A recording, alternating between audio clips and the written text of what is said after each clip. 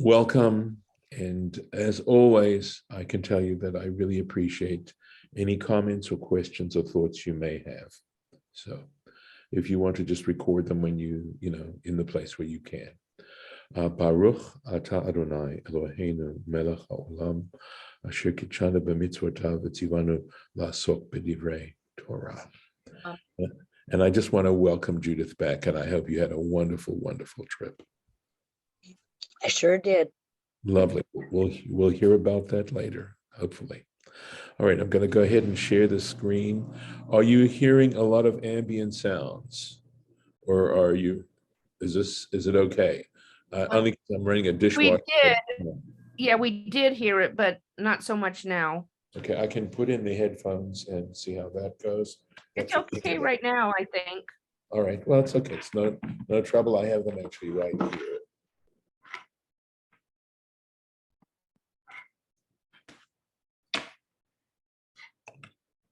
So we're on Parshat Pinchas, and to a really cool section. And Rashi actually gave us a little spoiler by telling us, because the part that we just dealt had to do with inheritance. And let's see, 1 second. And he told us that right after that, we would have a little section about a specific laws of inheritance, and in fact, with the daughters of Zelophchad.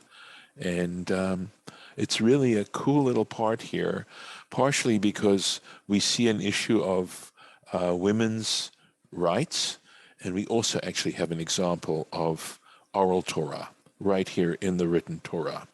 So, Vatikravna benot Zelophchad, and the daughters of Zelophchad, Ben Chefer, the son of Chefer, Ben Gilad, the son of Gilad, Ben Machir, the son of Machir, Ben Menashe, son of Menashe, the Mishpachot Menashe ben Yosef, from the families of Menashe, son of Joseph. The Ele Shmot Benotav, and these are the names of his daughters: Machla, Noah, the Chogla, Umilka, the Tirza.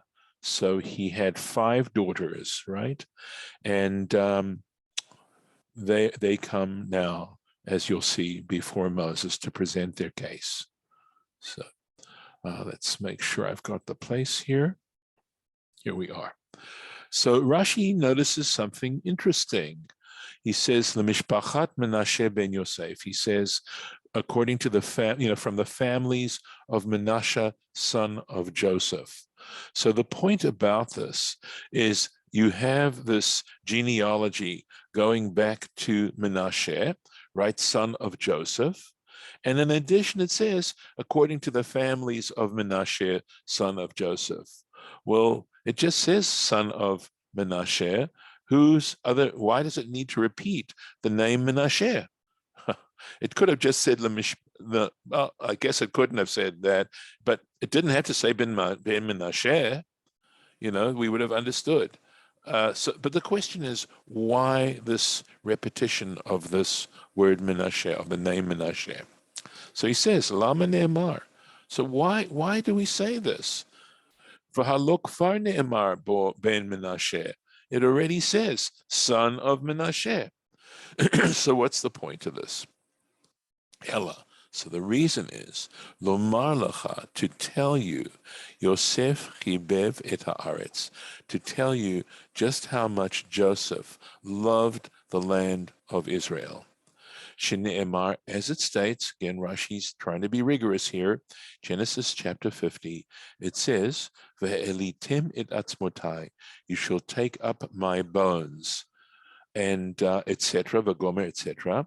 And just to refresh our memories regarding the context, okay, this is in the very, very last section of Genesis, where even though Joseph spent the majority of his life in the land of Egypt, and in fact reached great preeminence there, great success, great power, nevertheless, he predicted to the his brothers and the people, his family around him, that they were going to, in fact, experience the Exodus. Yes, Lauren. Mine says Exodus 13:19. No, it's impossible. Uh, That cannot okay. be. It could be a has to, mistake. it could be a mistake. You can't. Oh, Exodus 39. Forgive me. I think it's an alternative. Forgive me. I thought they were Oh, saying Genesis. you know It what? could be. But Yeah. actually, in the Hebrew, I'm looking now at the Hebrew because I Yes. was looking at the English translation. Yes. The Yes. Hebrew it does say Bereshit. It says Bereshit Gimel Chaf It's Hey. okay. So it's actually a nun, but the nun and the gimel look Oh, very similar. And so it's actually Bereshit Nun. It's chapter 50 of Genesis, and it could be 25.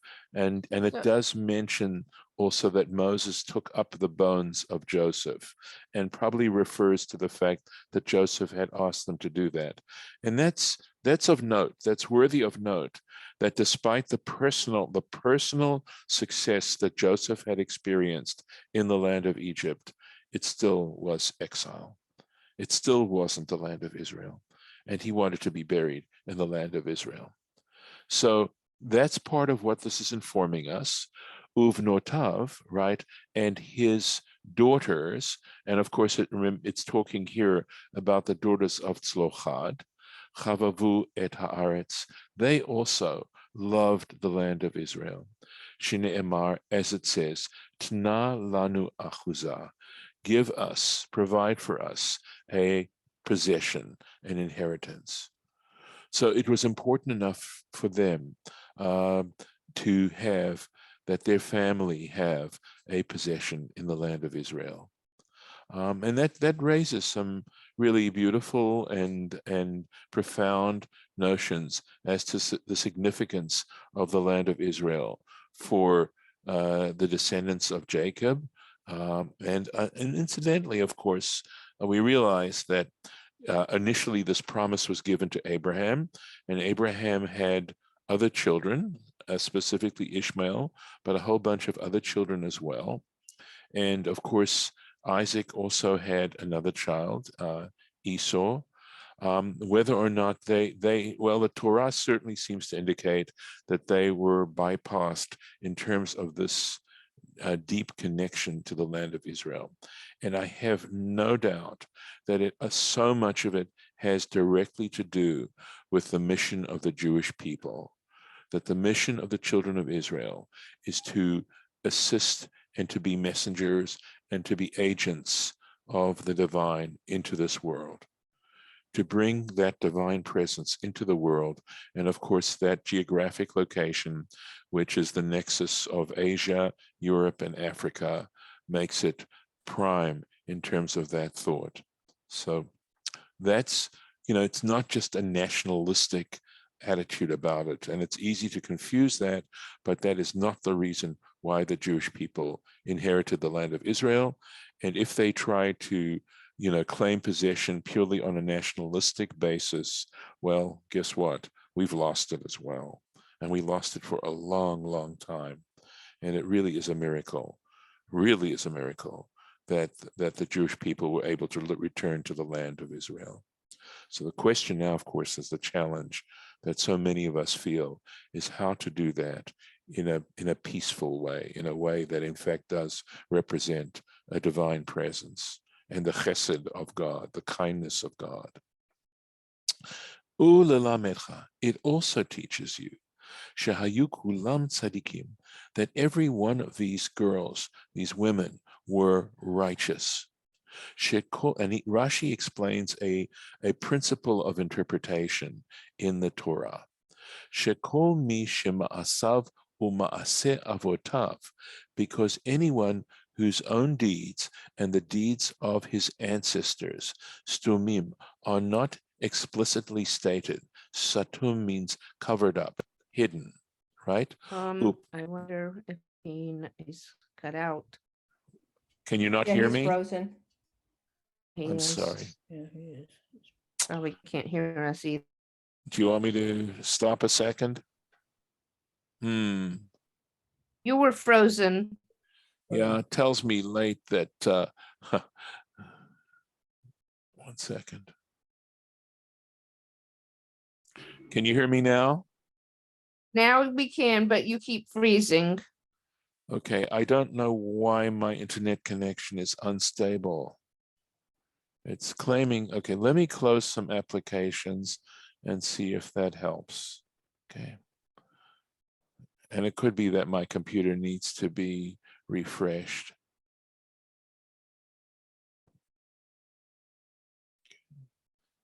All right, let's try this. We'll see if this helps at all. How's okay? Am I at what point did I cut out? Can you tell me? You had right at the beginning of what you were saying, basically. Well, I was saying a lot. About Rashi's principle. Okay, then I know where to go. Good. Okay, so here we go. So it says "Lelamedcha shayu kulam tzadikim," right? That they were all righteous. Shekol mi shema'asav u'ma'aseh avodav, because anyone whose actions, whose deeds, and the deeds of his ancestors, stumim, are covered up, aren't mentioned explicitly. Uprat lacha katuv, and then from not having said anything about what they did, etc., etc. And then the scripture specifies for you the echad mehem, regarding one of them, leachso l'shevach, that is to connect him, okay, for praise, for merit. Hare zet tzaddik, and we can, in other words, if we read a specific incident concerning this individual that indicates that they were a worthy person, hare zet tzaddik, indeed this one is now considered a righteous person, ben tzaddik, the son of or the descendant of a tzaddik. So all these people, which also goes back to imply why the Torah here gives you the full genealogy of the daughters of Zelophchad, all the way back to Joseph. So to tell you that they all were righteous people. By the way, we also just learned the last time in our last lesson that the women were not included in the Gzeirah, in the edict, where the people died within the 40 years wandering. That many of the women at that particular time, in fact, made it into the land of Israel. So there's every chance, of course, that the daughters of Zelophchad, if any of them were born in the land of Egypt prior to that first census, that in fact they did get into the land of Israel. The im yachsu lignai, however, if they're connected for disgrace, in other words, if in the similar situation, the Torah then specifies regarding one of the people here that they are doing disgraceful behavior, could go on, and he gives an example, and this is from Kings, the second book of Kings, chapter 25. I cut out again. I'm cutting out again. Frozen again. You're frozen. All right. He just needs to put on a blanket. Well, let's stop the show. That's it. He did. I see Golda. You should be able to see me now. Hey, Hi. Harlan's coming too. Harlan was here. He's having. We could see you. We just keep freezing. You froze again.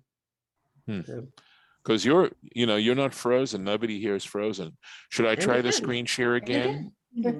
Close out those applications. Okay. Or shut it down and restart. Yeah. Yeah, it's always a good idea to reboot when you're on the. I don't know. Okay.